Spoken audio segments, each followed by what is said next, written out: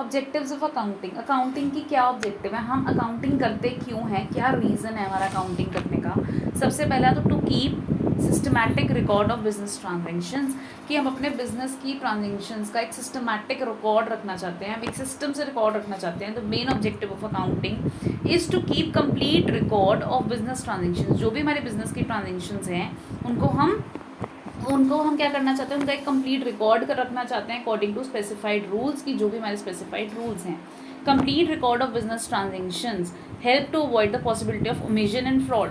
वो कहते हैं complete record of business transaction, जो कि आपकी बिजनेस ट्रांजेक्शन्स हैं उनका एक कंप्लीट रिकॉर्ड हम रखते हैं to avoid the possibility of omission and fraud, कि भाई हम ओमिशन मतलब कुछ भी चीज़ें भूल ना जाएं या कुछ भी चीज़ें हम फ्रॉड ना हो। ठीक है, कोई भी एक बिजनेसमैन जो है वो एक तो कंप्लीट और सिस्टमैटिक रिकॉर्ड रखता है कि भाई जो भी ट्रांजेक्शन हो रही है वो डे टू डे रिकॉर्ड करता है। इससे क्या होगा कि हाँ वो कुछ भूलेगा नहीं। ठीक है, कुछ ये अब देखो पूरे साल के आखिरी में उसको सारा कुछ याद थोड़ी कौन क्या सामान लेके गया क्या नहीं लेके गया, तो उसके लिए वो एक सिस्टमैटिक और कंप्लीट रिकॉर्ड रखता है सो दैट कि कोई भी पॉसिबिलिटी नहीं हो ओमिशन की। ओमिशन मतलब भूलेगा नहीं और फ्रॉड नहीं होगा। For this purpose all the business transactions are first of all recorded in journal. पहले हम इनको जर्नल या सब्सिडरी बुक्स में रिकॉर्ड करते हैं और फिर उसको लेजर में पोस्ट करते हैं। उसके बाद है to calculate profit and loss. Profit और लॉस कैलकुलेट करने के लिए हम अकाउंटिंग करते हैं। जो सेकेंड मेन ऑब्जेक्टिव है अकाउंटिंग का, कि हम असर्टन कर सकें कि हमारे बिजनेस के अंदर कितना नेट प्रॉफिट अर्न हो रहा है या कितना लॉस अर्न हो रहा है suffered on account of business transactions. जो भी बिजनेस की ट्रांजेक्शन्स हुई हैं उसके ऊपर कितना हमने प्रॉफिट कमाया या हमने कितना लॉस सफ़र किया, ये निकालने के लिए during a particular period. For this purpose trading and profit and loss account of the business is prepared at the end of the each accounting period. हर अकाउंटिंग पीरियड के आखिरी में trading and profit and loss बनता है। किस लिए? Profit and loss को calculate करने के लिए। All the items relating to purchases, sales, revenue, expenses, ये सब चीज़ें हम trading and profit and loss में डालते हैं।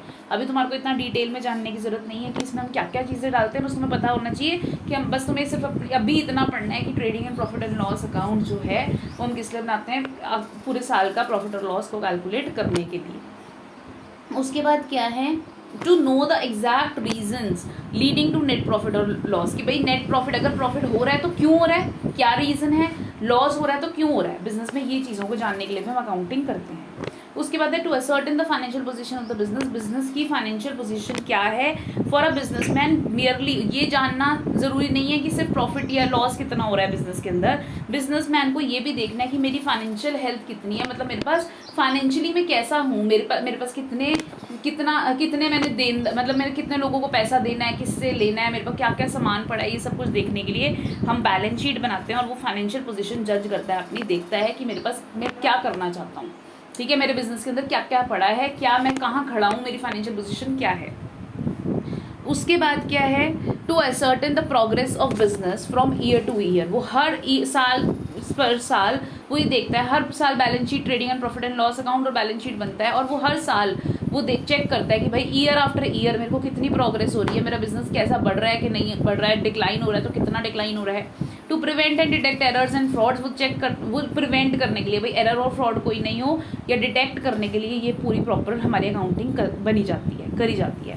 उसके बाद है to provide information to various parties. आपके कुछ वेरियस पार्टीज आपके बिजनेस के अंदर, आपको ये पता है कि आपका एक बिजनेस है जो सिर्फ अकेला नहीं चल रहा है मार्केट के अंदर, आपको गवर्नमेंट से भी काम है, गवर्नमेंट को आपको टैक्स देना है, आपको सब्सिडी लेनी है गवर्नमेंट से। सब्सिडी क्या होता है कि भाई कुछ छूट देती है गवर्नमेंट। ठीक है, फिर उसके बाद हम बैंक से भी हमें काम है क्योंकि हम बैंक से लोन लेते हैं। ठीक है, एम्प्लॉयज़ को भी, हमारी ऑर्गेनाइजेशन के एम्प्लॉयज़ हैं वो भी देखेंगे कि भाई हाँ आपके पास कितना प्रॉफिट है, कितना लॉस हो रहा है। भी अल्टीमेटली काम तो वही कर रहे हो, कहीं ना कोई एम्प्लॉय हो सकता है कि वो देखना चाहे।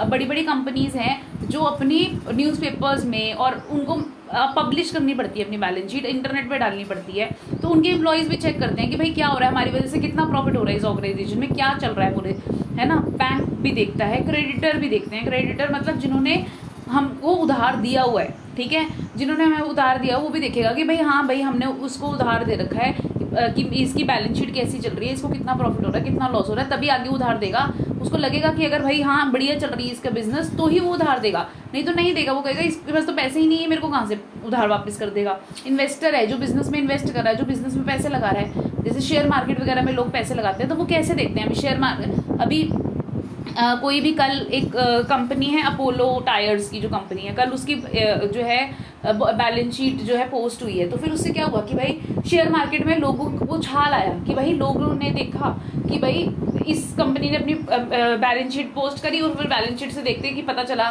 कि भाई इतने ज़्यादा इसके प्रॉफिट्स हो रहे हैं, ये सब हो रहा है। तो उससे क्या हो रहा है, इन्वेस्टर को पता चलेगा कि कंपनी कहाँ जा रही है, तो उससे क्या होगा कि भाई कंपनी लोग जो है और ज़्यादा इन्वेस्ट करना चाहेंगे।